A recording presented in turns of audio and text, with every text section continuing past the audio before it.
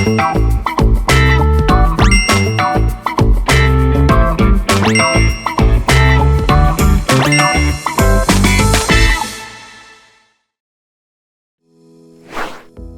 warahmatullahi wabarakatuh. Halo, perkenalkan nama saya Dimas Satrio Wijaksono SOSM IKOM. Saya merupakan salah satu dosen program studi penyiaran konten digital Fakultas Komunikasi dan Bisnis Universitas Telkom. Saat ini saya mengampu untuk mata kuliah Studi Budaya Media Digital dengan kode mata kuliah KDI 1 J3.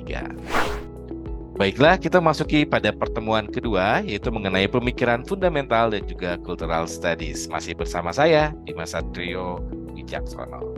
Nah, untuk di sini kita lihat bahwa sebenarnya di dalam pertemuan kedua ini, kita akan lebih membahas banyak mengenai teori dan juga pemikiran awal dari cultural studies. Mulai dari kelahiran, lalu cultural studies, lalu juga yang tentunya juga masih banyak untuk dipengaruhi oleh Marxisme dan juga post-Marxisme, beberapa pemberian atau juga pemikiran mengenai fundamental dan tokoh yang berpengaruh muncul akan dibedah dalam topik 2 ini.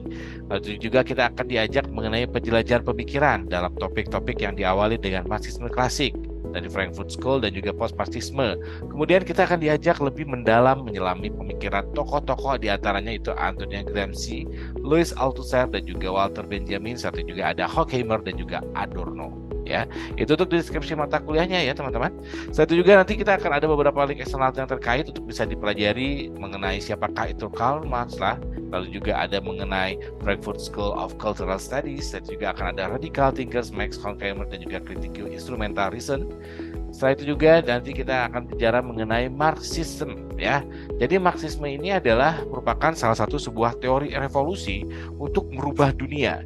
Marxisme ialah sebuah paham yang berdasarkan pada pandangan-pandangan Karl Marx ya, pandangan yang menentang bahwa paham dari kapitalisme, yaitu Marx menyusun sebuah teori besar yang berkaitan dengan sistem ekonomi, sistem sosial dan juga sistem politik. Selain itu juga di sini klasikal Marxisme ini juga telah setelah meninggalnya Karl Marx di sini juga, ini pada tahun 1883 berbagai kelompok yang menggunakan basis pemikiran Marxisme ini mulai dalam politik kebijakan mereka sendiri, mulai bermunculan ya di seluruh dunia, yang mana kadang-kadang mereka bisa saling bertentangan antara satu dengan sama lainnya. Sehingga Marxisme klasik juga merupakan teori-teori yang secara langsung dilahirkan oleh Karl Marx dan Friedrich Engels ya. Inilah istilah Marxisme yang klasik dan digunakan untuk bisa membedakan antara Marxisme yang dipahami secara luas dengan apa yang diyakini oleh Marx tersebut. Nanti juga di Frankfurt School ini juga merupakan salah satu yang tadi kita akan bahas ya. Nah, Frankfurt School ini merupakan salah satu sekolah yang namanya juga diberikan kepada sekelompok intelektual Jerman yang terkait dengan Institut Penelitian Sosial di Universitas Frankfurt. Nah, ini merupakan satu lembaga yang didirikan pada tahun 1923. Setelah datang kekuasaan Hitler pada tahun 1933, pindah ke New York bergabung dengan University Columbia. Pada tahun 1949 pindah juga kembali ke Jerman. Dan ini merupakan salah satu aliran atau mazhab yang secara sederhana sering dipahami sebagai aliran kritis. Teori-teori kritis yang banyak dikembangkan oleh akademisi dengan meninggalkan ajaran asli Marxisme ya. Lalu juga di sini perlawanan terhadap perlawanan sifatnya terhadap dominasi ya, dan penindasan tetap menjadi ciri-ciri yang khas.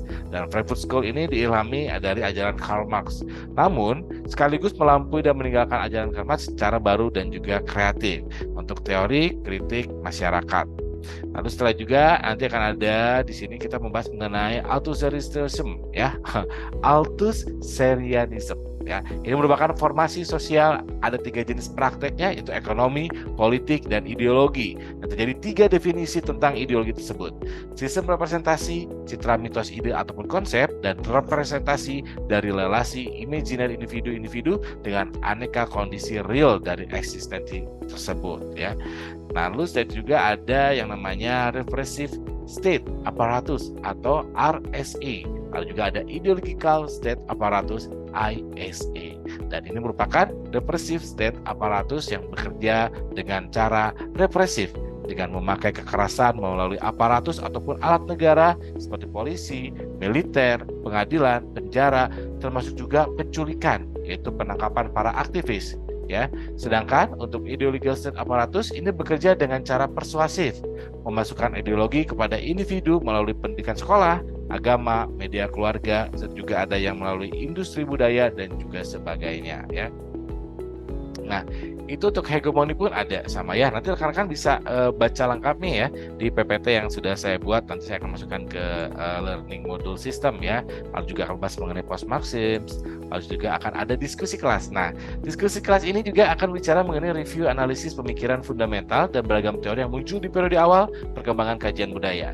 Lalu nanti akan ditanyakan mengenai bagaimana nih menurut Anda di antara Marxisme klasik, The Frankfurt School, dan post-Marxisme mana yang masih relevan untuk membedah fenomena komunikasi terkait budaya dan perkembangan teknologi digital.